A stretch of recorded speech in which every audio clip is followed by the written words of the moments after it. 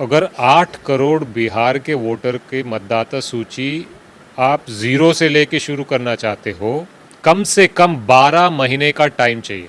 ऐसे समय में जो काम 12 महीनों में नहीं हो पाता ढंग से, उसको ले आपने 1 महीना चिन्हित किया। आपका काम जो जनता और गरीब और युवा और पिछड़ा, अति पिछड़ा, दलित, महादलित का वोट सुरक्षित करने का काम है, आपने उसके वोट को बंद करके उसके वोट के हक को छीनने की प्रक्रिया आपने लागू कर दी।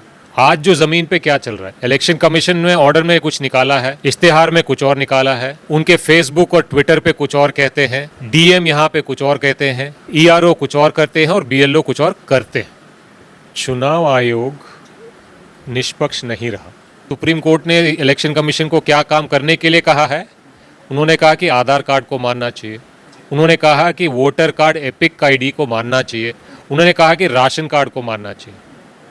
अब आज तक इलेक्शन कमीशन ने ये बातों को माना नहीं है।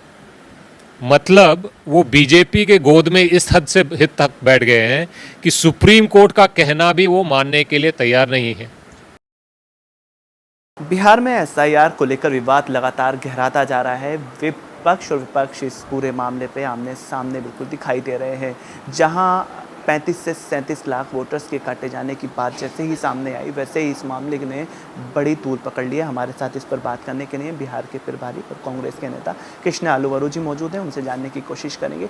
सर, पहला जो इसका सबसे पहला जो फीडबैक सामने आया है, 35 से 37 लाख लोगों को निकाले जाने का सीधा सा जो है रिजल्ट वो सामने दिख रहा है। कैसा इसको देखते हैं सर? एक बड़ा आंकड़ा है सर, 35 से 37 लाख एक बहुत बड़ा आंकड़ा होता है। 35 से 37 लाख हो या 2 करोड़ हो, अलग अलग आंकड़े मार्केट में हैं।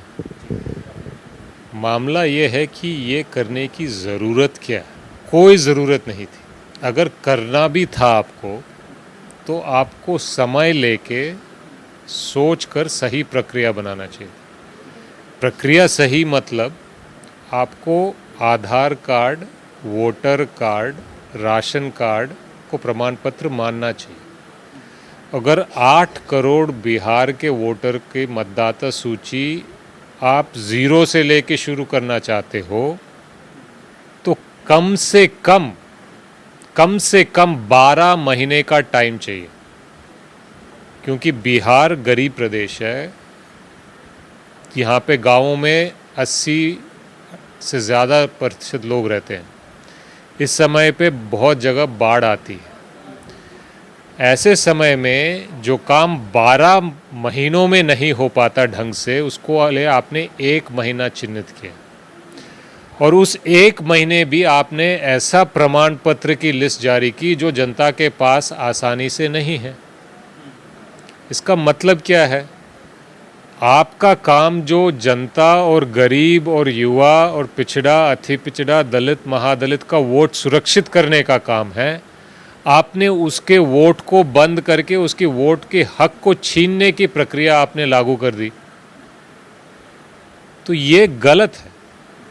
ऐसा कोई इलेक्शन कमीशन सपने में भी नहीं कर सकता। वो काम हमारे इलेक्शन कमीशन ने बिहार में करने का प्रयास किया है। लेकिन इस छोटे से समय में 88% फॉर्म के अपलोड करने का जो दावा है वो इलेक्शन कमीशन कर रहा है। अगर ऐसा होता है तो सर ये तो एक बड़ी कामयाबी है। 20 दिन के अंदर 88% लोगों के 88% वोटर्स के फॉर्म को अपलोड कर दिया जा चुका है। इलेक्शन कमीशन के ऑर्डर के हिसाब से उनकी जो प्रक्रिया है, जो प्रमाण पत्र है, मैं खुली चुनौती इलेक्शन कमीशन को देता हूं।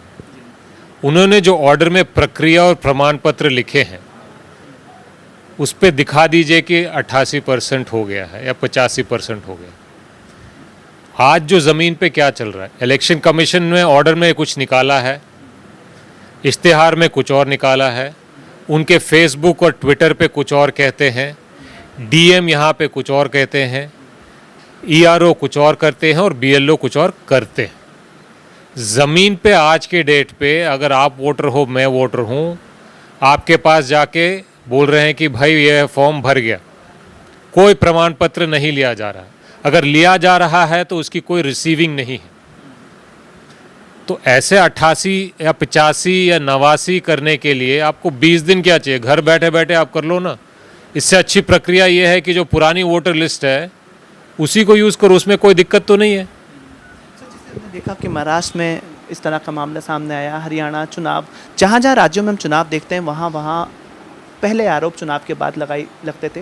हालांकि दिल्ली में वोटर लिस्ट को काटने का एक बड़ा विवाद था जो दिल्ली चुनाव के दौरान आम आदमी पार्टी और कांग्रेस दोनों ने उठाया, और अब बिहार में भी हम वैसा ही देख रहे हैं। तो किस तरह एक नए पैटर्न की तरफ इंडियन पॉलिटिक्स जा रही है कि वोटर्स के मुद्दे, पहले ईवीएम पर एक बड़े सवाल उठे और अब एक नया तरीका जो है वो वोटर्स का काटा जाना है या नए वोटर्स का ऐड किया जाना हमें सामने दिख रहा है। तो किस नए पैटर्न पॉलिटिक्स पर इंडिया जो है वो बढ़ रहा है? चुनाव आयोग निष्पक्ष नहीं रहा।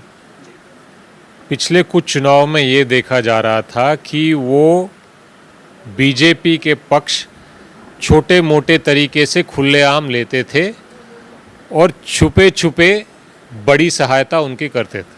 महाराष्ट्र में वोटर लिस्ट की धांधली जो चुनाव आयोग की सहमति से या उनके शरण में हुआ है, वो कांग्रेस पार्टी ने, राहुल गांधी जी ने एक्सपोज करने का काम किया है। प्रमाण दिए हैं, सवाल पूछे हैं, तो उनका जो छुप छुप के काम होता था वो पकड़ा गया। तो अभी बिहार में वही काम वो खुलेआम करने की कोशिश कर रहे हैं।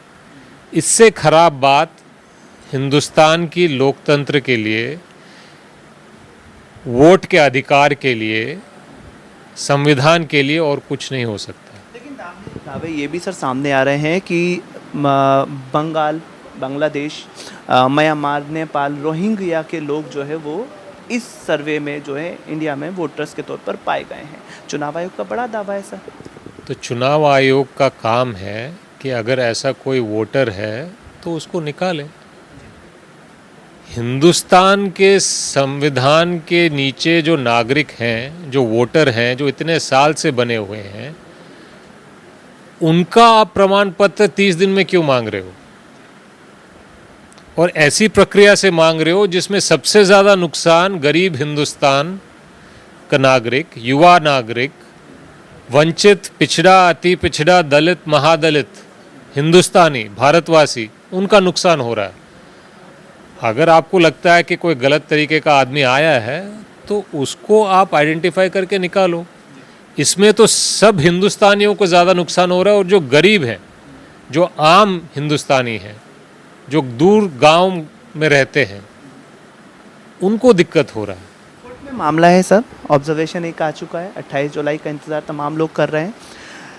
अगर इसी SIR में कामयाबी चुनाव आयोग को मिलती है और ये काम करते हैं तो क्या करने पर बिहार का विपक्ष जा रहा है, कांग्रेस, RJD, कांग्रेस क्या करने जा रही है? देखिए, सबसे पहले बात, चुनाव आयोग को कोर्ट ने खुल्ला सुझाव दिया है, और उस लेवल पे सुझाव देने का मतलब है कि हम मानते हैं कि आपको ये काम करना चाहिए।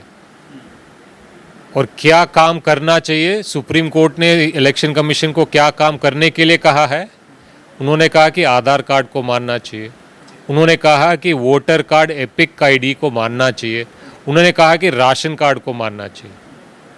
अब आज तक इलेक्शन कमीशन ने ये बातों को माना नहीं है। मतलब वो बीजेपी के गोद में इस हद से हित तक बैठ गए हैं कि सुप्रीम कोर्ट का कहना भी वो मानने के लिए तैयार नहीं है। तो ऐसी स्थिति में चुनाव और वोट का क्या मायने रह जाता है? क्या करने जा रहा है सर विपक्ष इस पूरे मामले पर? क्योंकि एक बहुत बड़े वोटर्स में कट होती है और वो जो लोग जिनकी वोट कट रही हैं वो विपक्ष को बड़ी आशा, बड़ी उम्मीद के साथ देख रहे हैं। क्या बिहार की गरीब वोटों का हक मारने जा रहे हैं, वोट का अधिकार छीनने जा रहे हैं, चुनाव चोरी करने जा रहे हैं। इसका विरोध कांग्रेस पार्टी और इंडिया गठबंधन सड़क से लेकर संसद तक करेगा। तो सीधा कहना है कृष्णा गुरु जी का कि इस वोट बंदी का विरोध पूरे तौर पर इंडिया अलायंस खुलकर करेगा। इलेक्शन कमीशन इस बात को साफ तय कर चुका है कि वो इस पूरी प्रोसेस को जारी रखेगा। अब सबकी निगाहें 28 जुलाई के कोर्ट के ऑब्जर्वेशन या जजमेंट पर भी टिकी हुई हैं।